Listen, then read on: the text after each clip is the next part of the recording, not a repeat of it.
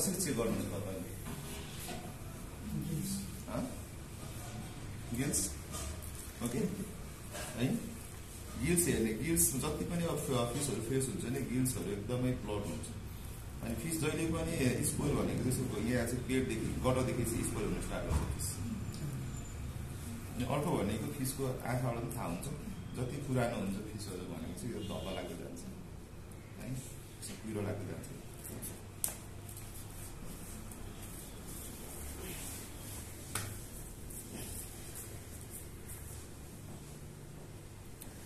okay देवाना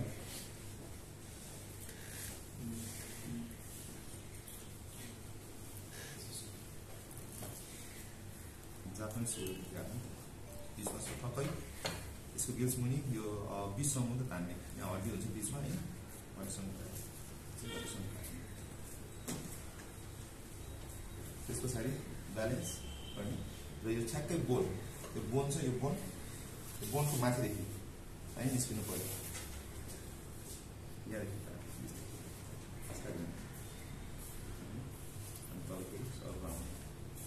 first गर्दाखेरि भनेको नाइफ मात्रै नघुसाउनु पर्यो बिस्तारै स्किन मात्रै खोल्नु है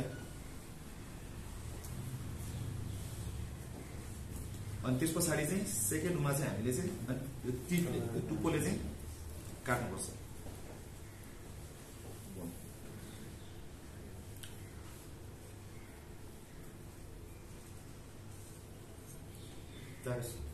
प्रेस गर्दाखेरि एकदम जेन्टली मात्रै ठ्याक्कै बोनको माथि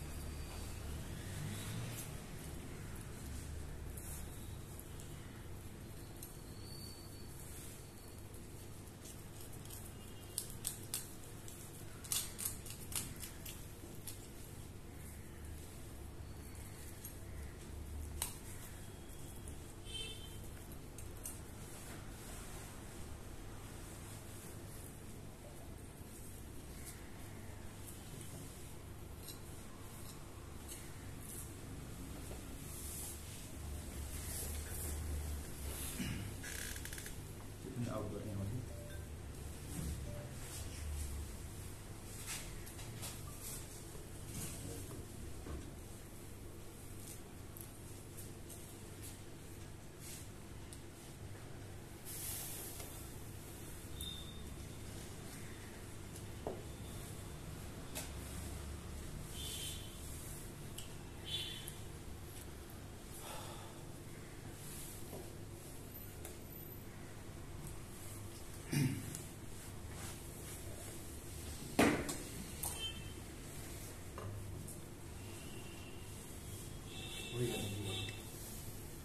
स्किन अफ यो एकदम सफ्ट स्किन छ त्यसले गर्दाखेरि मुनि राख्नु पर्छ कुनै पनि माछाहरूको चाहिँ हार्ड स्किन छ भने चाहिँ उपरमा राखेर काट्नु पर्ने हुन्छ है त्यो सफ्ट भएकोले गर्दाखेरि हामी मुनि राखेर काट्नुपर्छ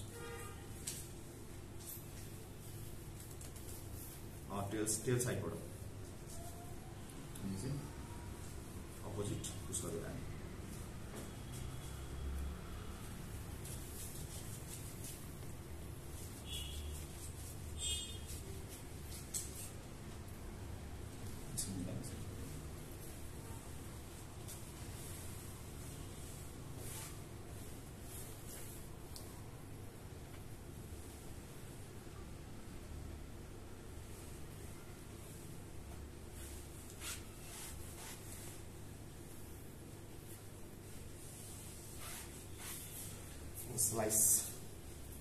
स्लाइस गर्दाखेरि उतार्नु पर्दा रोक्नु पर्दैन भने यसो उतार्नु पढाउनु सजिलो हुन्छ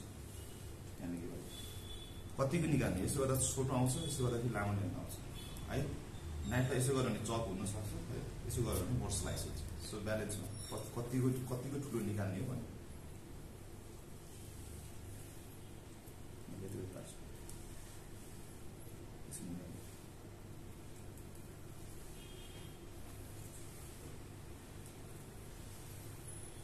छिटो भुट्ने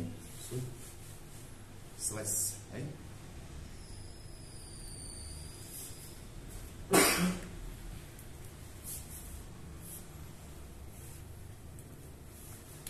यहाँ मुझे पकाउने मिलाएर राख्ने है थोरै